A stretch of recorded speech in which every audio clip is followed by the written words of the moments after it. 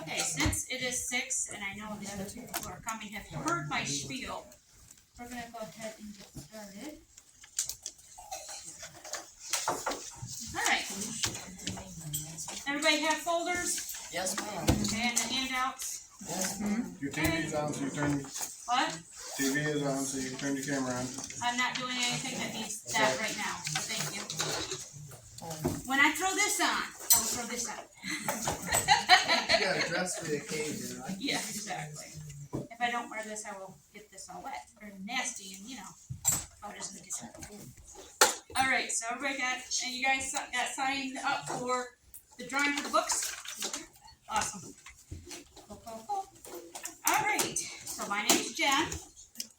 Quite a few of you know me through church friends, Facebook, or maybe you saw an ad, which is awesome. So I teach this class every month. It's the second Sunday of every month. So if you want to put in your calendar for next month, we have a class on the second Sunday. I forgot to bring flyers because we got rushed out of the house a little earlier than planned, and you forget stuff when you're rushed. So anyway, okay, so I'm not a doctor, and I'm not a licensed herbologist yet. I am studying for my certification. So that takes time. You got to put in so many hours and stuff, just like any teaching position or whatever. But what I have learned has been through my own experience of over 8 years, going on almost a decade actually, but 8 years that I can actually count. So, and I use reputable herbologists and books like Rosemary Gladstar. She's a renowned herbologist, and then Nicole Effian. She's another renowned herbologist, and she actually got her MS under control with Herbal Remedies.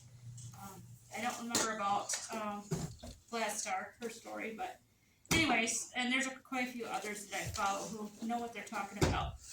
So that's where I get my information. And the 2 books that are up for raffle tonight, they're very, very wonderful books to have in hand.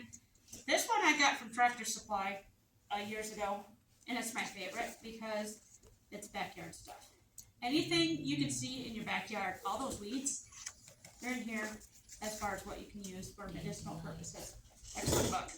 And of course, Rosemary Gladstar's. This is a great book for beginners. It tells you, there's actually a recipe in here we're using today, but it tells you basic stuff on how to get going in herbal medicine. So you got your choice with those books tonight.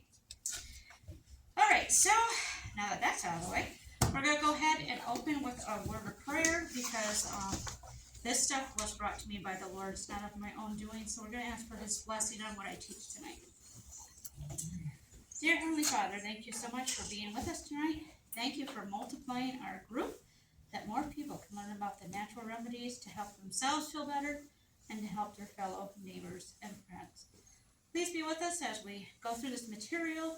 If there's a mistake I'm making or something, please let it be known so the correct information gets to these individuals. And again, I just thank you so much for being with us tonight. In your name I pray. Amen. All right. Hi, Dave. Perfect. Yes. No, that'll work. Thank you. I just need to keep an eye on my oil. So I saw you sneak in. one of the first things we're going to go over is the tools of the trade, so to speak. And I forgot one of the most important tools, a thermometer. When you're working with herbs and stuff, there's a certain temperature you want to keep your stuff below so you don't ruin your herbs. And it's generally 165. If you're doing oils and stuff, you definitely don't want to go above that. Rosemary suggests not above 110. So when you're heating up oils and stuff, you need to keep it below 110. And then if you're working with raw honey, and I made this mistake last month, so I'm going to correct the mistake because I was misinformed, and then I found the correct information. Honey, in order for it to be raw, has to be kept below 100 degrees. So if it goes above 100, it's no longer raw. So it'll still work like if you're making syrups and stuff like that, because it's going to be used as a preservative more than anything. But for the actual raw property, you have to keep it below 100. And I was told 165, but I was way off. And I found that out because I went to Green Tree to get some honey. And the only honey they had available that was supposed to be raw in bulk was heated. So when I filled my container with the honey, I was like, this is really, really hot. There's no way this can be raw honey. So I took it to the counter and had them put a temperature thermometer in it. It was 145. I'm like, it still seems way too hot. So I went and did my research, and yeah, it's supposed to be below 100 degrees for it to be raw. I'm like, well, since I'm using it for elderberry syrup, it'll work. So thermometer is very important. Also, what I use is a crock pot. You can't see it from where you're sitting, but I have a crock pot that I use for my beeswax, and that's all I use it for, because once you get wax, you can't get it back out. So I have a crock pot for my beeswax. I use strainers, stainless steel. You don't want reactive metal like aluminum, plastic, and I use that. Let's see what else I got. Bottles. When you're making tinctures, if you can, get amber colored bottles. They'll make them last longer because this prevents the light from getting into your stuff. But if you don't have it, you can just use these. Just keep it in a cool, dark place. The better you take care of your stuff, the longer it will last, basically. All right, let's see. What else do we got? Oh, the wax. I usually buy my wax and my honey from a local beekeeper. I get it at the farmer's market. You can get them either in a bar like this, or sometimes if you can't get the local beeswax person, you can get them in beads. And this works very well if you're making small batches, because you just pour a little bit. To give you an idea, these run about $12 a pound. So if somebody's trying to sell them to you for like $15, $16 a pound, go somewhere else. So, honey runs about $7 to $8 a pound. So if somebody's trying to charge you more than that, go somewhere else. If possible. Let's see. Oh, alcohol. I didn't get my other one out. So for tinctures, and I can't get to my other one because it's buried. For tinctures, the kind of alcohol you use is very important. We use vodka because that's kind of like the cheapest, and there's no real like flavor, because you're not in it for the flavor. You're trying to get the medicinal properties. So for tonight, we're going to be using 100 proof because we're going to be doing a root, which is really hard. So you want 100 to 120 proof, and it's hard to find this bad boy. This was $17 at Myers. So, but the regular 80 to 100 proof, that you can use for your softer herbs and leaves and stuff like that, and that's what I use most of the time. I don't do a ton of hard stuff because I haven't needed it, but it doesn't mean that I won't need it. So tonight's a good one to get going, just to have it on hand. All right, so that's most of that. All right, so we're going to start with an infusion first, which is page 3 of your handout for tonight. That sounds like Vivian's made it. We're starting with the infusion first because we're going to do a hot process infusion. So this is going to take all class to steep, which is why we're doing it now. All right, I'm going to put this on because I'm going to be working with oil, and I don't want to get my shirt all oily.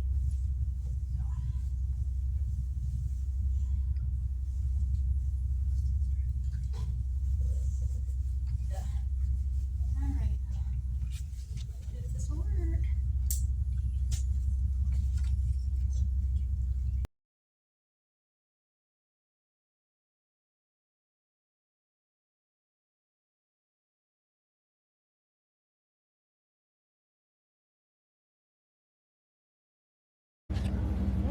Is it on? Yep. Woohoo! Technology. All right. So, we are making the sore muscle salve tonight. So, but I'll go over the infusions. Infusions, oil infusions, because there's also water infusions, which is like a very strong tea. But we're doing oil infusion tonight. It's made by steeping plant material in a good quality oil that's got a long life. And usually we use olive oil because it's one of the cheaper ones. You could use coconut oil, but some people are actually allergic to coconut oil. So I get this bad boy. And then, let's see. The infusions last up to 100, well, I wish 100 years.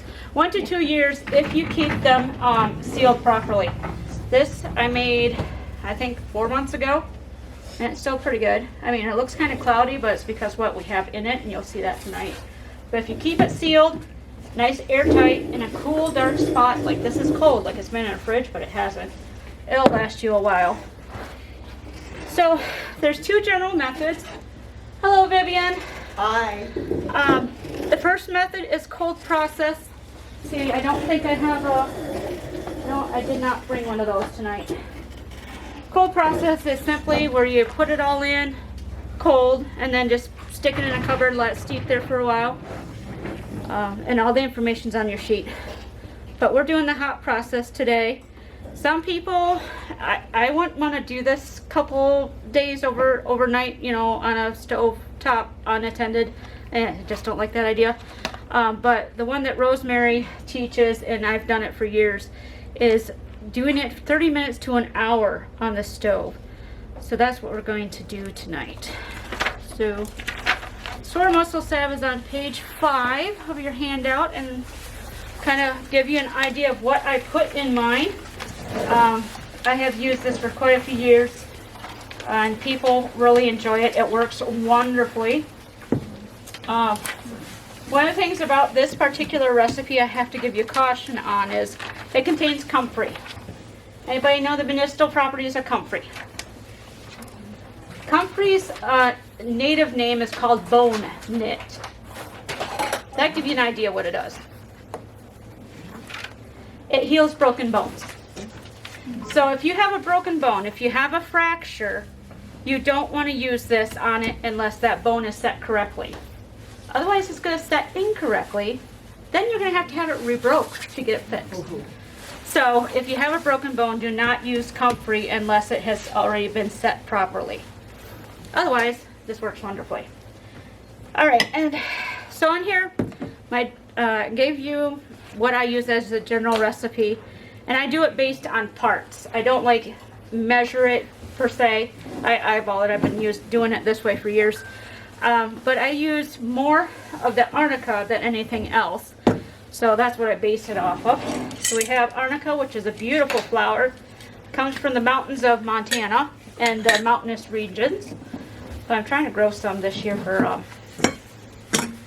in my yard. See if we can actually grow it, because she's a bit pricey. But there's a reason she's pricey. This is a general pain herb is what it's for. Very good pain reliever and anti-inflammatory. So. And you do have, for those who are new, in your folders from the basic class that I taught, there's a list of herbs and their common usages, and arnica is in there on there. So, all right, gonna go a little bit more. It's kind of hard to tell with this one sometimes because you see how puffy it is. All right, so we got the arnica, then we got the rosemary.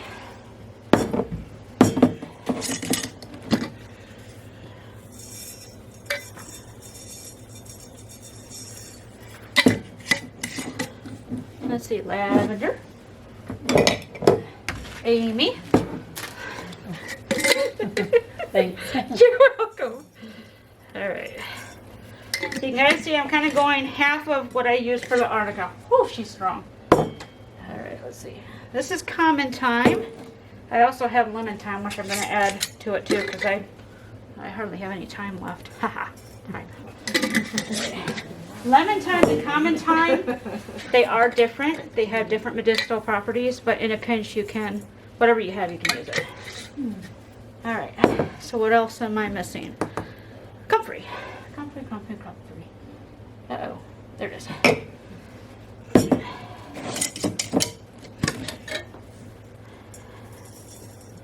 we go. All right, and then cayenne pepper. These I all grew myself. One of the things you want to do when you're getting into medicinal herbs, try to get organic if possible, because you're using this to try to heal your body, and if you're putting poisons on your body, it's not going to work, right? So try to get organic. All right, so I put the note in here for cayenne. Where'd that go? 1 to 3 I do 1 to 3, 1, 2, 3, there we go, peppers per 1 quart container. But so for this I'll put in 6 peppers, and I use whole peppers. You don't want to use the ground. I mean, you could, but you'll end up with a problem of it staining your clothes, which is when I first started making this, I had that problem. So if you use the whole peppers or even the red pepper flakes, it doesn't stain your clothes. I don't know, you know, how that works because it's still got the red in it, but it's just what it does. Seeds and all, because the seeds also have a lot of that capsaicin in it, which is what you want. All right, so there we go. Looks pretty good. Smells like wow. But and when it gets steeping, it'll really, those scents will really start infusing. It's gonna smell really interesting. It's kind of, I don't know how to explain it. It smells nice, better than like Bengay or Aspercreme, but it's still, you know, different. So we're just gonna fill her up, and it might take a couple times because there's gonna be a lot of air in here. My canning people know that. You fill it up and it's like, oh, it's full. Oh, no, it's not. You see all that air.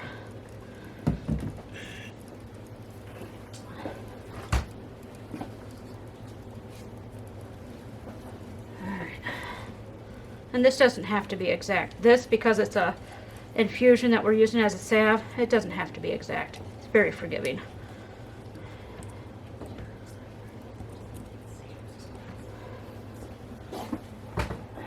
Alright, add a little bit more. Alright, I almost used that whole jug, but this makes a lot. And of course we got a lot of students here today, so we need a lot, right? Alright, so all I'm going to do is going to put the, not that lid, wrong lid. There we go, that lid. And we're going to put this, I have a big stock pot behind me that's been, it's just below a simmer, so it's not very hot, but it's hot enough where this is going to sit in it and just warm up and just sit there and kind of just infuse. And it's going to take all during class. This will be the last thing we work with. So I'm going to put it back here.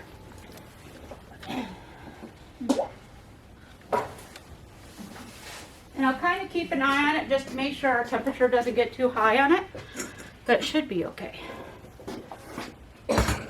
All right. So any questions on how to make a hot infusion? Okay. Now we're going to go back to the tinctures, which is the beginning. Okay.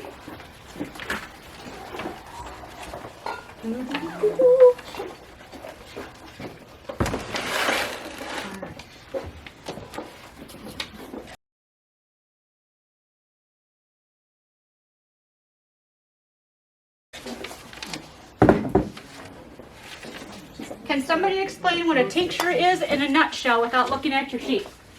An ointment? Yep. Well, no. Well, no, it's yeah. It can be used as an ointment, Yes.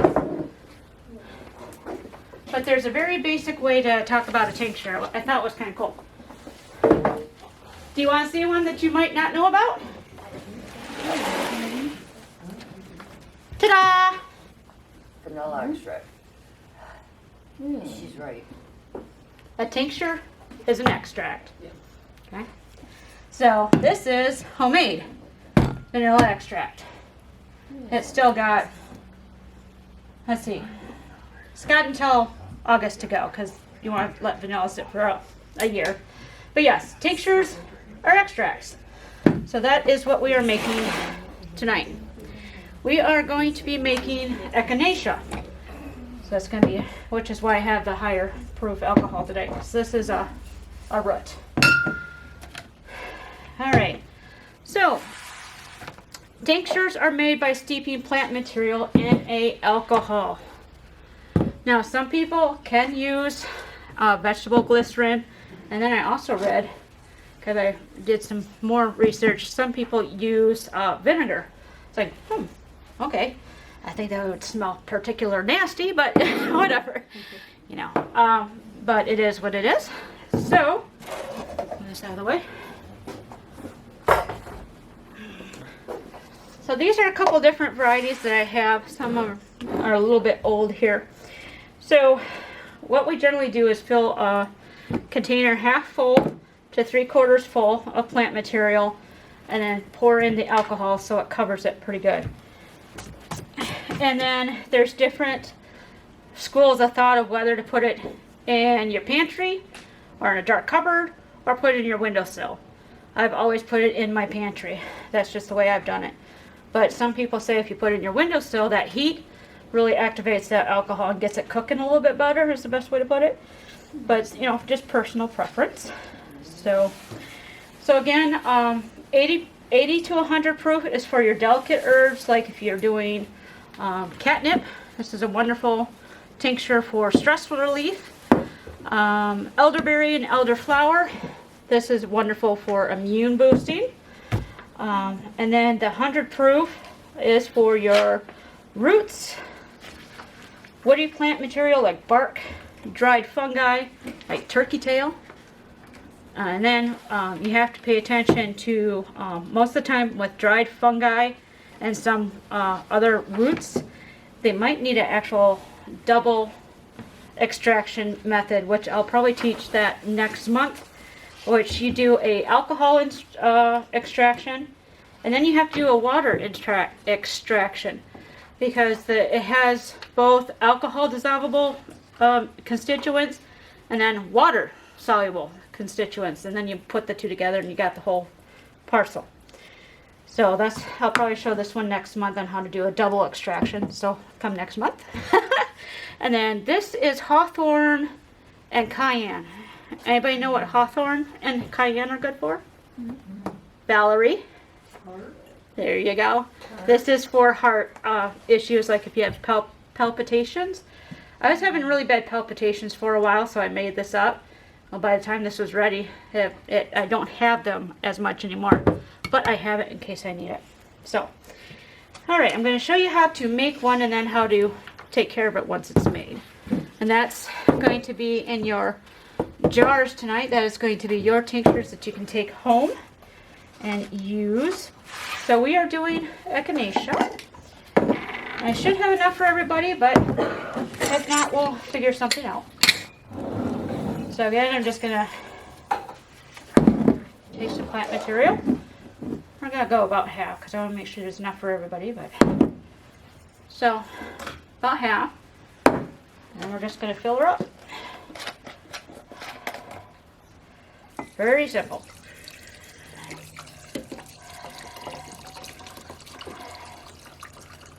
Hey, that's good enough. That works for that jar. Alright. And I like to use, with the alcohol, I like to use a plastic container so it doesn't interact with the metal. There we go. And then again, you can set it in your windowsill if you want. This one, it works really good if you set in your windowsill, according to Rosemary. But every day, it's a good idea just to... She says you don't have to, but it's a good idea because stuff gets settled down here. And then, you know, it doesn't move. So every day just, on this setup. And then 4 to 6 weeks you let that sit, just like that. And then you can strain it out and use it. So, quite simple, right? So, if you want to pass this around and fill your jars up maybe about halfway.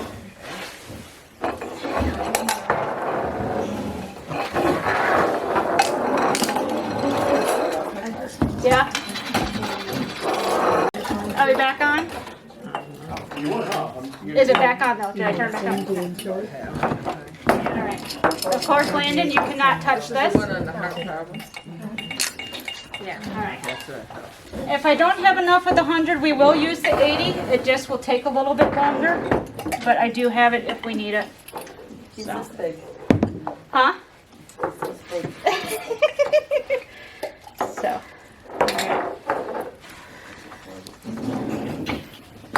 So that here's an extra. Okay, so we needed that really cardboard. And then each of your jars does have the label on it, so you can write on it what it is, and then write the date, today's date, so you know when you made it. I have some of these that are kind of old, like this was made back in August, but because it's a tincture made with alcohol, it's okay. If it was an infusion, made with oil, I'd be a little concerned that it might have gone rancid, but it's all right. What's this called? Echinacea. Echinacea. Yep. So this one is a simple tincture, a simple echinacea root tincture. I've always known that you can use the root for echinacea for your immune boosting, but Rosemary talks about a whole plant echinacea tincture, which I'm actually going to try this year. You use the whole plant, and it makes like a major bang for your buck tincture. So I'm going to try that this year. Fully on. We're making our rounds. We're getting through there. You got more activated? No, that's all I got. There we go. I wasn't expecting this many people. It's a good problem to have, though. But let's see.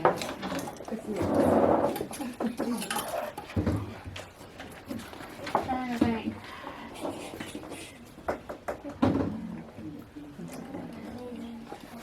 I was gonna say the only other thing I could have go around it is the chamomile. Do a chamomile extract, huh? Okay. All right. So I put the dosage that is recommended for this once it is done. You see at the bottom of page 2, the recommended dosage for, and this is for an adult, okay? It's for acute illnesses, like if you have a cold or upper respiratory infection. It's 1/4 to a half teaspoon every hour. For a chronic infection or inflammation, like if you're really sick or if you deal with chronic inflammation, autoimmune disorders, 1/2 teaspoon 3 times a day for 2 weeks. Jen, we ran out. Hold on. Bottom. Well, I told. The bartender's coming. Give me a minute.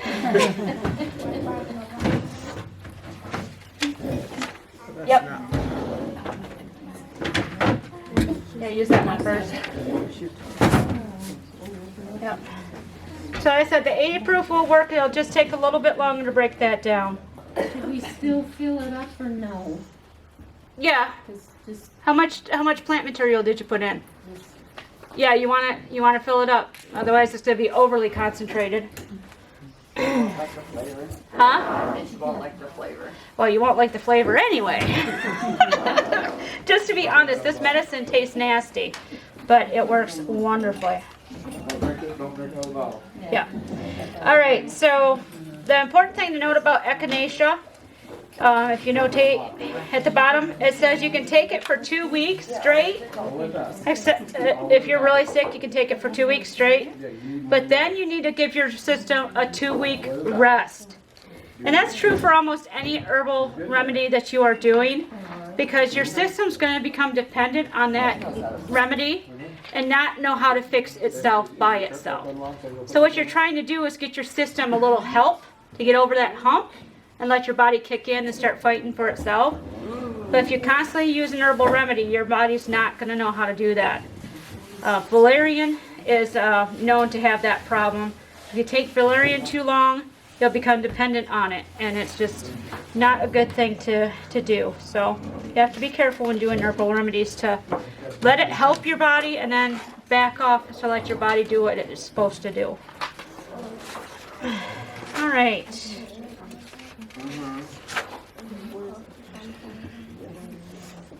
Put your initial on.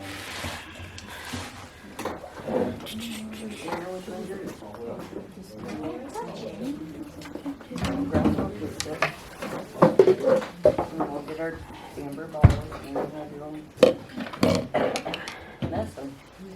Alright, so I have the cayenne and hawthorn, and then I have the catnip. I'm going to go ahead and get those strained tonight and put them in bottles. So to strain it, you simply just take your strainer and strain it out. Whew! She's a little strong. And with tinctures, if you have a compost pile, you can put the plant material in it because this is just alcohol. It will evaporate off. But when you're doing an oil infusion, unfortunately, you can't put that in your compost because it's too much fat in it. It'll make your compost go rancid. So it's not exactly something you want to do. Did anybody do like I did and spill theirs? Am I the only one? Well, I was yesterday, so you might. What did you say not to put in the compost? Your oil infusions. Okay. The material from your oil infusions because of the oil. It's not good for your compost.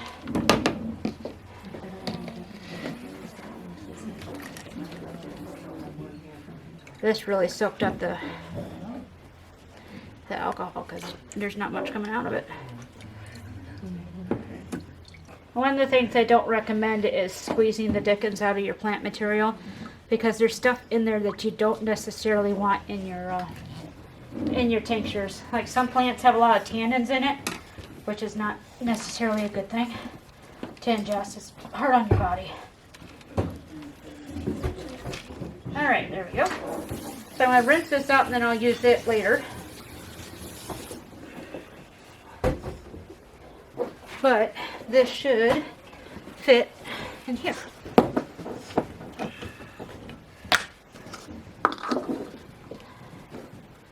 Yeah, this is 2 cups, so it should fit in here.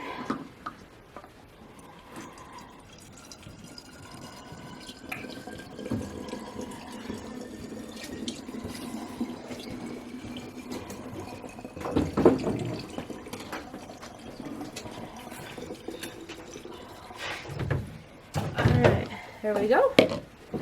Alright, so that is the hawthorn and cayenne that I had made. I'll have to put a label on that for sure. General dosage for hawthorn is 1 teaspoon every day if you're having heart problems. It's a good one to have on hand. Thank you, dear. I have a good husband. Don't tell anybody, they might try to steal them. What did you ask? Does anyone have heart gas? Huh? What did you ask? I don't remember. Whatever on the tincture. No, if somebody's already on heart medicine, what do they do? If you're on heart medicine, you need to make sure that it's okay with your doctor because this is a very potent herbal medicine. It does do what it's supposed to do. So yeah, if you're on heart medications, I'm not on it yet. make sure to clear it with your doctor. Especially if you're getting ready to have a procedure done. Any type of procedure, you don't want to take hawthorn. I think you're supposed to quit taking it. Was it a week or 2 weeks? Do you remember? When I had my procedure, they want you to not take that a couple weeks before your procedure. Usually I think they say a week. Yeah, so. But yeah, listen to your doctor and of course listen to your body as well. If it's too much for you to take it, like if it really slows your heart down or something, you're like, okay, I need to back off. You know, it's one of those things you gotta listen to your body as well. Alright, see, I also have catnip, but I don't have a container for that.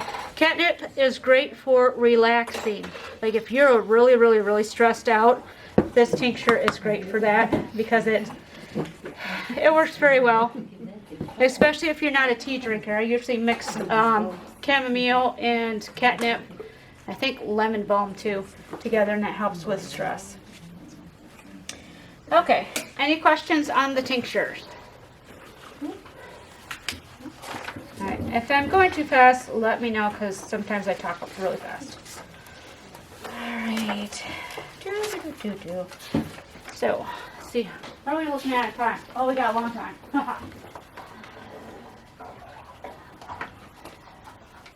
that heat up. Alright. So we're going to do something kind of fun. And Vivian has been itching to hear what we're doing. So we're going to do something fun. Can you go ahead and take that around? Kevin's going to bring a basket. It has some fabric in it. pick which fabric you would like to use, and we're going to do something really cool with it.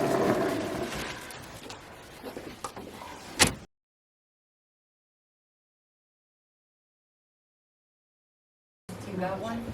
All right, Vivian, this is what we're making. But it just Yay! All right, anybody know what this is? Rice pack? Yep.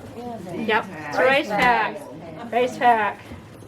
This comes in very, very handy. I've used mine so much that I actually had to make a new one because it got so nasty, which is like, you know what? We're going to do that for class. So, and you can make a couple different ones if you want to put herbs in it, like some different herbs. You can make a couple different varieties.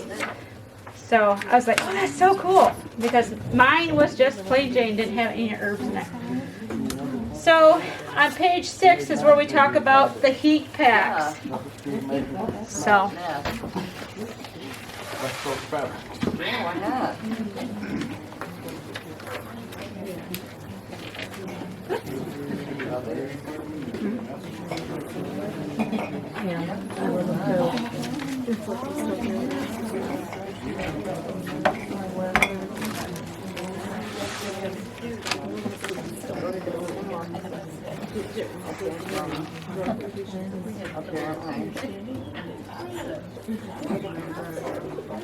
all right.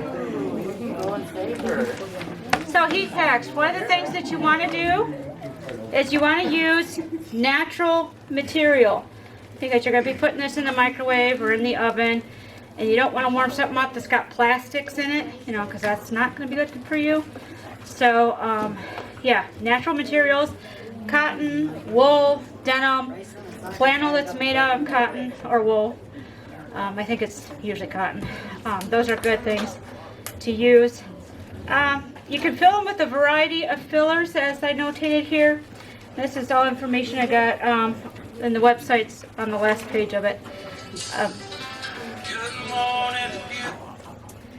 Anyways, so I've known them filled with rice. I've heard some people use dry beans.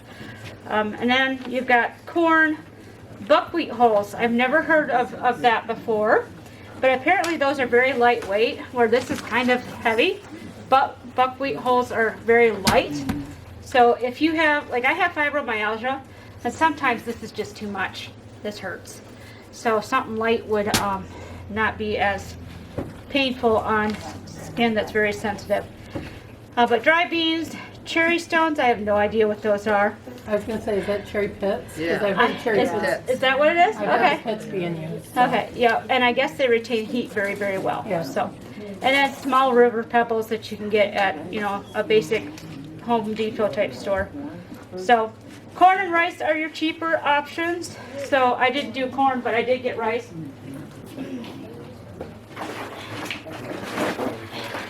This bad boy, I got it at the Amish store just down on the other Colinville Road. This 25-pound bag ran 20 bucks.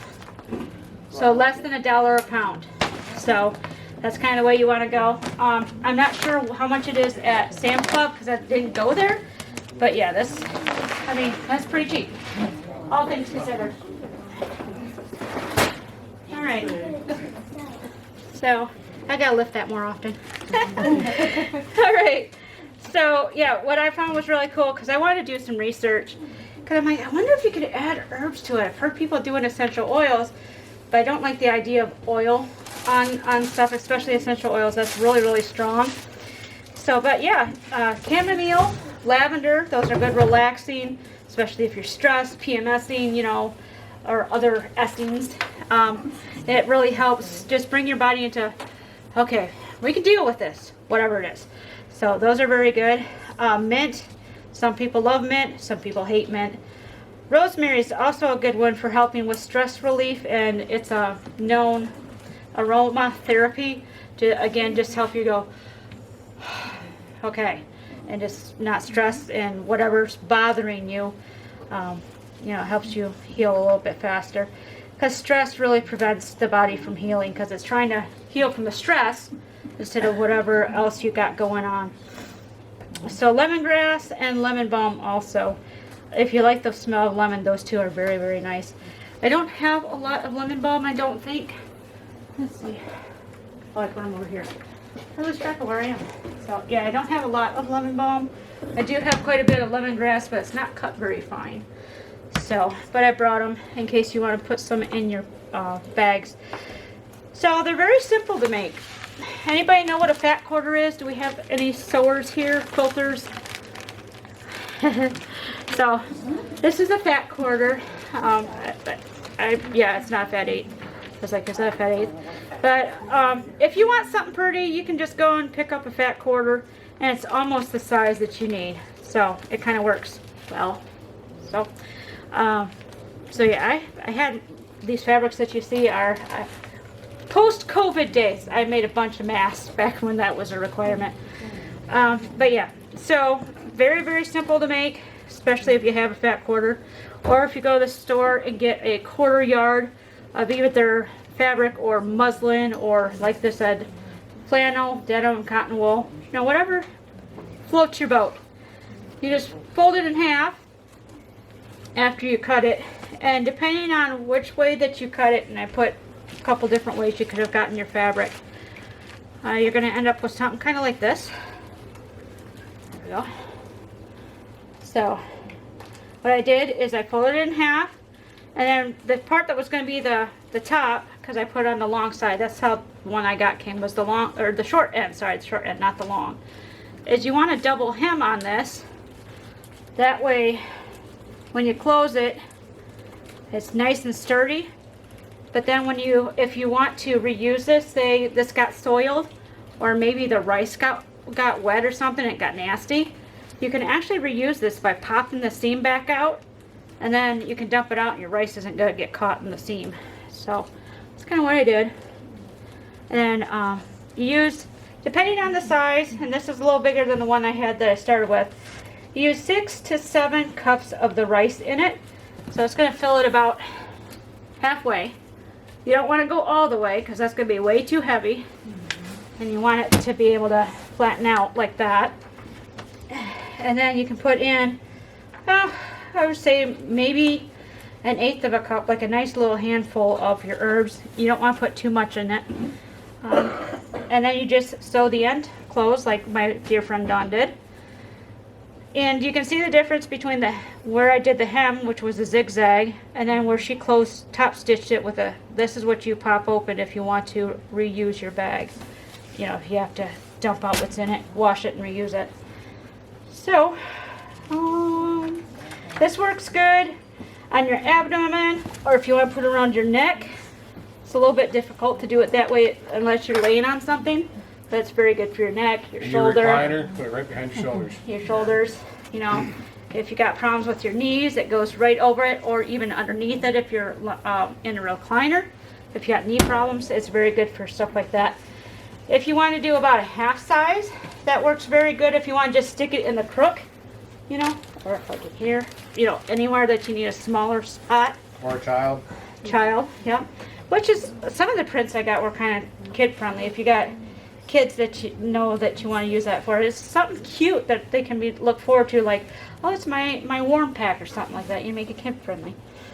So, anyways, so there's a lot of instruction. Put in for. I'm getting there, but thank you. So there's a lot of instruction here on how to make one yourself. But to warm these, if you have a microwave, you put it in the microwave for 90-second bursts. Usually 90 seconds is good enough. And at first it might not feel like it's very warm, but trust me, it's warm. It just needs a minute to go, oh yeah, we're warm. If you put it in much longer, that residual heat that's going to start coming out, you're going to start burning. So, but if that happens, just wrap it, you know, in a towel to help with that. If you don't have a microwave, you can put it in your oven. You put it at the lowest temperature possible. It's going to take a little bit longer to warm up because it's not an instant heat, but you can do that. Some people put it in a crock pot and set it on warm to warm it up. I have not done that method, but it is said you can do that, but I use a microwave. So, but yeah, very important not to go too long, otherwise you are going to burn yourself. And always test it first on yourself before you put it on somebody else, because you don't want to burn them, especially if they're heat sensitive and if they had neuropathy and they wouldn't be able to tell that's too hot. You don't want to burn somebody. All right, so you get to make your own now. So Kevin's got the rice, and we're going to fill you up. And then if you want to put an herb in it, we've got that. And then Dawn will sew you up.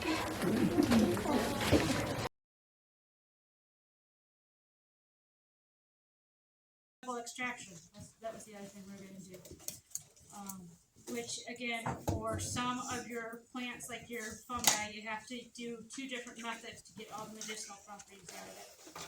And then salves. Salves basically is a way to make your oil infusions more portable and less messy.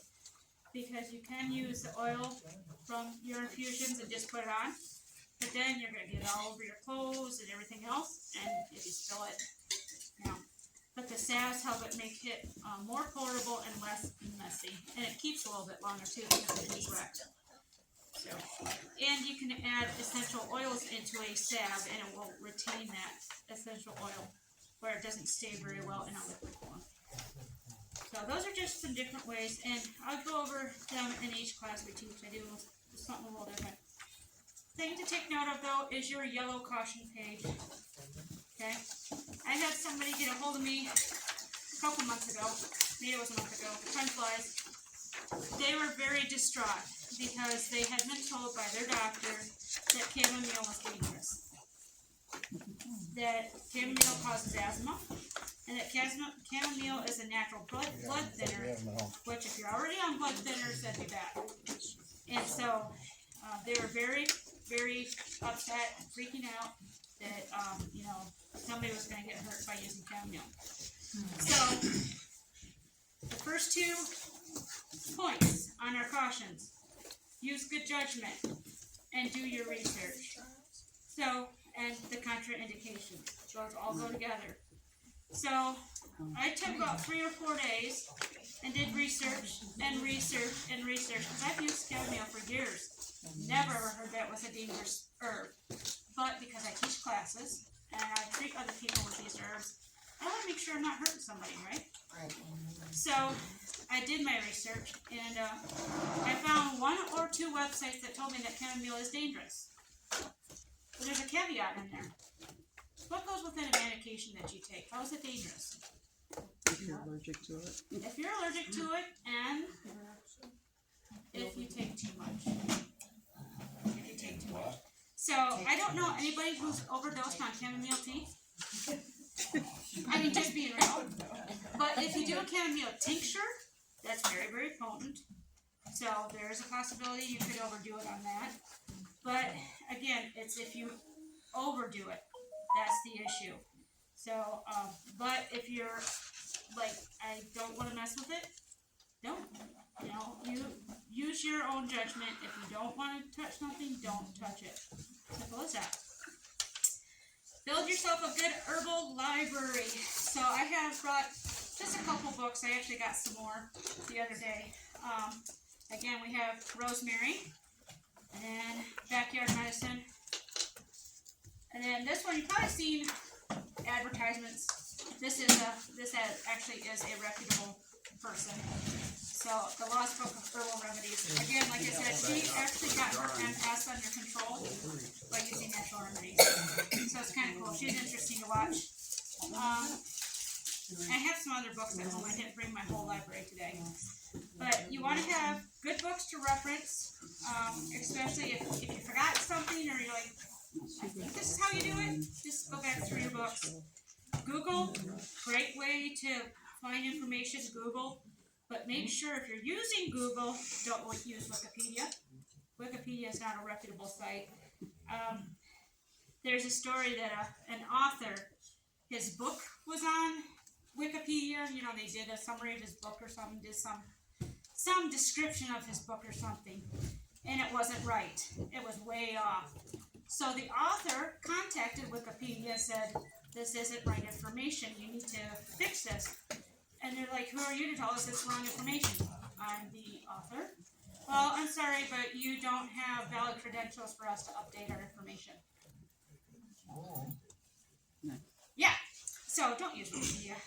But if you do use Google, make sure you cross-check pages. Because one page might say one thing, but another page might say something else. So make sure you cross-check and find what the most of the pages say. Alright, use a plant identification app.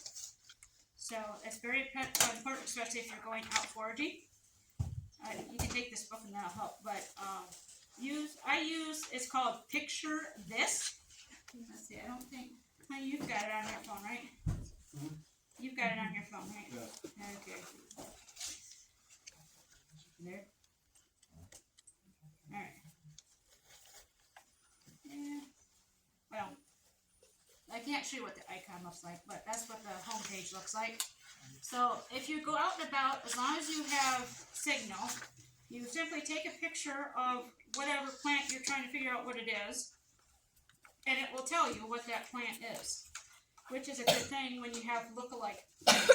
There's some fungi out there that are copycats, and I'm trying to remember what other. There was an herb out there that has a look-alike, and I can't remember offhand. But it's great to be able to take that picture and for it to tell you exactly what plant that is.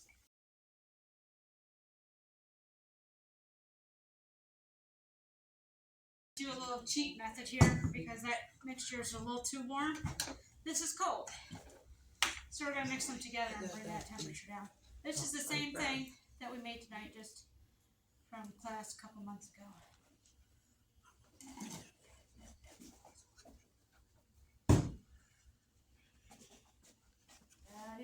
What are you looking for? My head. Oh.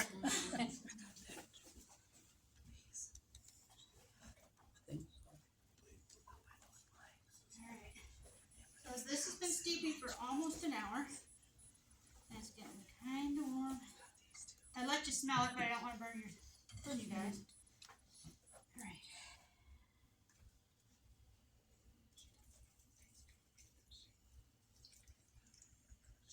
Kevin, can you get the spatula for me, please? I'm just hoping this doesn't splash. That'd be bad.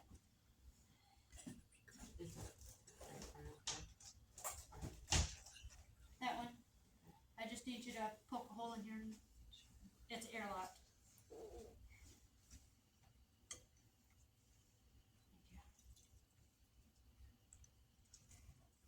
Alright, hold on.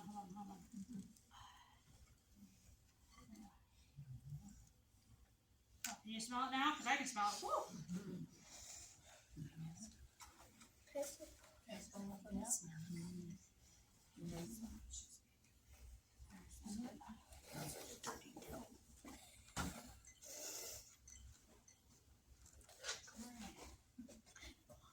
That looks nice.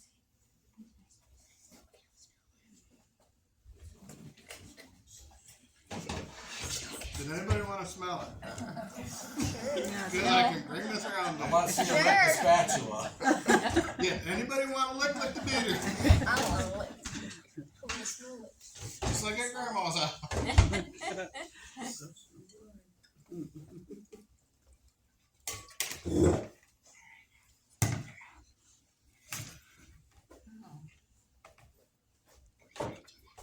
Alright. This is quite a bit of stuff.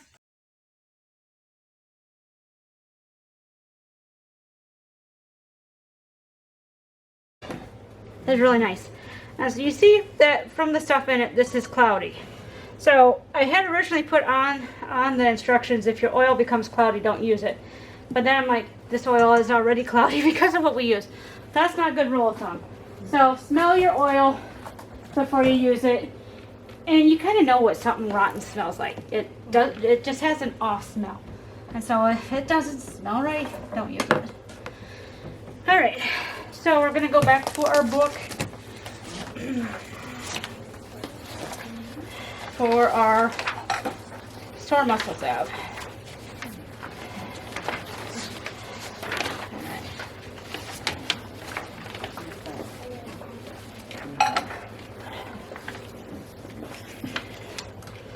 Alright, let's see what this is sitting at right now.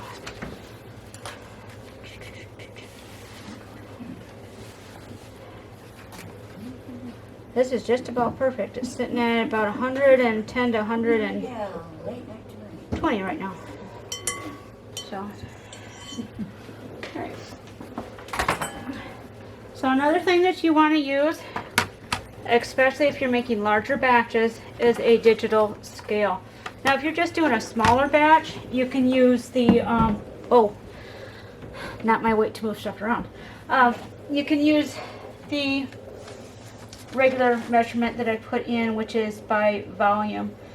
So for a simple salve, the ratio that I found that works really good, and again this is from years of experience for me, is for every cup of oil you use about 4 tablespoons of melted wax. If you want to do that ratio, it's 4 tablespoons. But I like to use it by weight, because when you're working with this hot stuff, trying to get a table, yeah, that's very dangerous. So I like to use weight. And so I use 0.25, a quarter of an ounce per 1 cup of oil by volume. All right. So I'm going to measure this out and see how many cups we have, and then we're going to add the beeswax to it based on our measurement.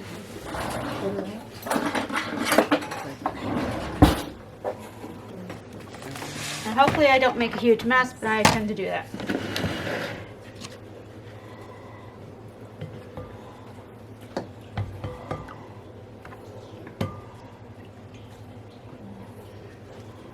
That's 2.5.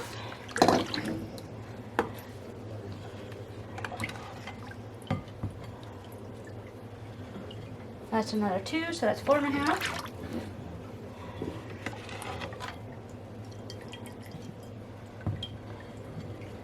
One and a half, so that'd be 6. All right.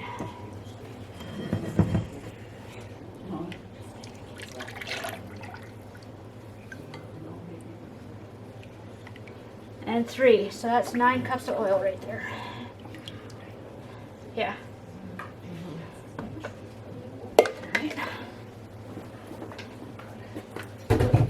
So who's my math whizzes?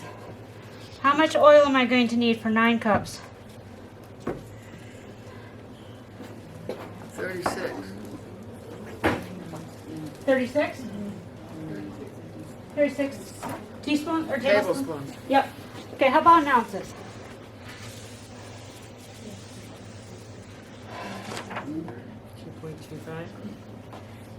2.25? 2 1/4? Okay. That sounds about right. Alright. I was gonna say, I don't have my phone to do my math here. Alright. So 2.25. 9. Okay, well that works, duh. So I'm a little slow sometimes. So this is a 1/4 ounce. I know that because I have measured it after using it. So I need 9 of these bad boys to go in here. So this is melted beeswax. And again, it doesn't look the best because it's been around the block a few times. Alright. Alright, so I should have 9 in here. No. I like making messes because then Dawn can help clean it up. Thank you. Instead of having a backseat driver, you got a backseat cooker. Yeah. Alright, so Chef. this is a little cool, so it is gelling up on me, but we're just going to keep her moving. Can you guys see what I'm doing? Okay. Yeah, it's a little cool, but we're going to work with it. So that was 3, right? 4, 5, 6, 7. Alright, it's loosening up a little bit because it's getting really hot because the beeswax is really hot. 8. We said 9, right? Yep. And you know what? I don't like odd numbers, so we're going to make it an even 10. With this big of a match, it's not going to matter too much, but it'll help it stay from being too loose at the same time. Alright. Oh, so it doesn't look very pretty right now, but it'll get there. Alright, so as I notated on the instructions. If you wanted to, you could take this and put this in your tins right now. You could do that and it would harden up just fine.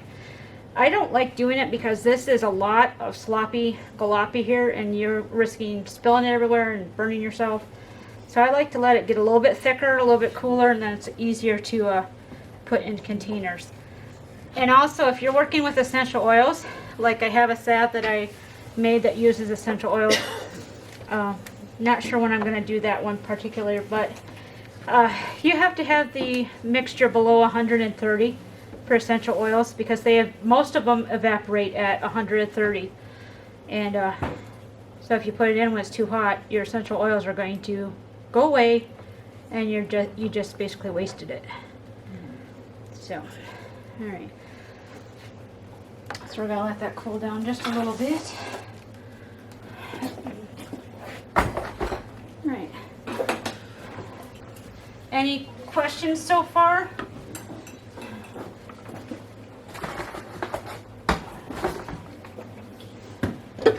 That's a mess. Just a mess. All right. Can you guys smell the beeswax? Yeah. That's what I usually smell the most until it starts setting up and then the other fragrances come out. I didn't bring a sample of what this is like, but you'll smell it soon enough. So. But yeah, this is very, very good. I've had people with arthritis use it, rheumatoid arthritis, people with sports injuries have used it. I have people who have chronic back pain or knee pain from doing laborious jobs. They use it. What's that? I'm saying, could I dip all the way in? Right. But it works very, very good. And sometimes you do have to give it time. Natural remedies don't work as fast as pharmaceuticals. For the most part, they work a little bit slower because they work naturally. There are some that work pretty good, like I use willow bark tea for pain. And that works pretty quickly when I use it. So you can also use, what's the other one? Ghost pipe. Oh yeah, I have a ghost pipe tincture. It's over there somewhere. Ghost pipe works very, very well. Ghost pipe is nature's morphine. So it works very, very quickly as well. I don't know where it's at, but it's over there somewhere. Oh, he found it. It's a beautiful tincture. It turns blue actually. So, but yeah, if you're in a lot of pain, that is a good one to have on hand. Don't take a lot. No, don't take a lot. Like that one's a half a teaspoon for an adult dosage because it is so strong. Is it Like less than an eighth of a teaspoon at work. Okay, yep. is the wild lettuce that's a morphine too? Yes, yep. Wild lettuce is excellent. I have not used that one personally because I have all these other ones, but it's one that I'm going to be working on this year because our yard is an herbal paradise, or some would say it's full of weeds. And wild lettuce is one of them. I have wild lettuce, plantain, mullein, burdock, dandelion, chicory. I finally have chicory. The chicory that you see on the sides of the road, that pretty blue flower, I have that in my yard where it's far enough away from the road I can safely actually use it. That's pretty cool. Yes, if you're going to get chicory, make sure it's at least 30 feet away from the road. Yeah, which is kind of hard to do because where it likes to grow is right next to the road. So I do Sometimes have, fields will Yep. grow up. yep, especially if they're rocky, kind of barren soil, that's what it loves. So, but I do have seeds I've been saving from the chicory because it's very important to have stuff that is not next to the road. And chicory does make a good coffee substitute as well. Yep, the chicory root. I'm trying to think of what else I have in my yard. I know I have tons of weeds, and right now I'm kind of like, what's the other weeds? What? Chickweed? What is chickweed? I don't know, I read about it and it had a whole lot of cool things it's good for. Yeah, that's how I was wondering if anybody else has seen it because I've never seen it, but I just read about it myself, so I didn't know if it was known by another name. I just thought of one that's motherwort. I have tons of motherwort growing in my yard, and I've been trying to kill it for years. And then a good friend of mine, she's like, "Do you have motherwort? I need it." I'm like, "What?" She's like, yeah, it's a great medicinal herb. I'm like, you're kidding me. So I looked it up, and yes, motherwort is a good medicinal herb, but it's highly invasive. What's that, chickweed? Oh, I don't think I've ever seen it on our property, but that's kind of cool. So, all right, well, we're gonna go ahead and start bottling this up before it hardens too much. I think we got it where it's okay right now. So if you want to gather up the tins, my dear, we'll start. Hopefully have enough for everybody, but again, I was not expecting all you fun people to show up. It's kind of cool.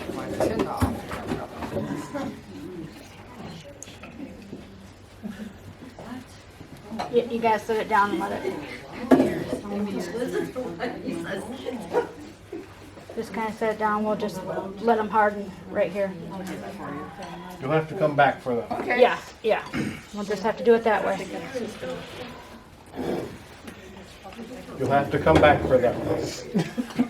We can do that. You'll have to come back for that. You need to harden. It won't take too long, but we need it to set up so it doesn't spill.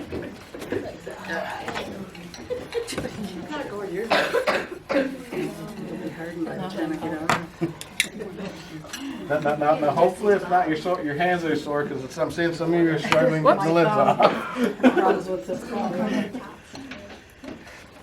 Ah!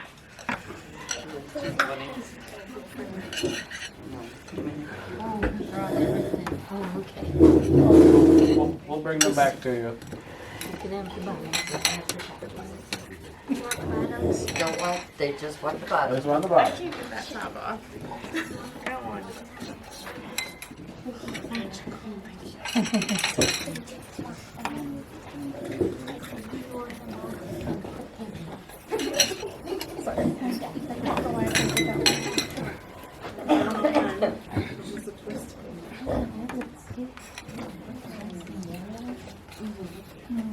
Beautiful color.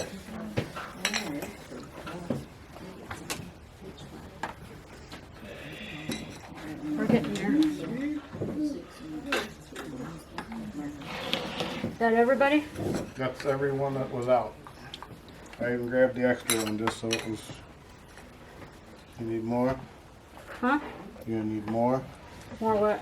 of those? Yeah. But I can actually top some of these off that I didn't put a lot in.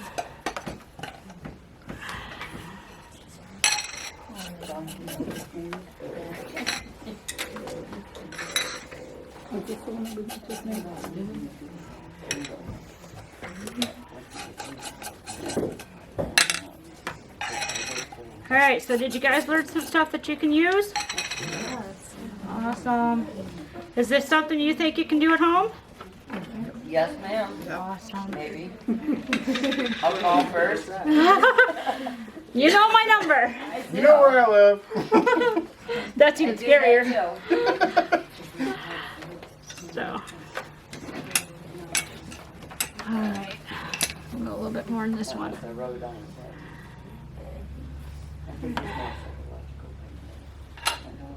Might have to wipe some of these off because I did an oopsie on them. As you can see, this is why I wear this. That is all the ones you brought, just so you know. That's fine. Even the ones back there? Yes. Okay. That was these. Oh, okay, cool. Alright. That's okay. Yep. Alright. Whoops.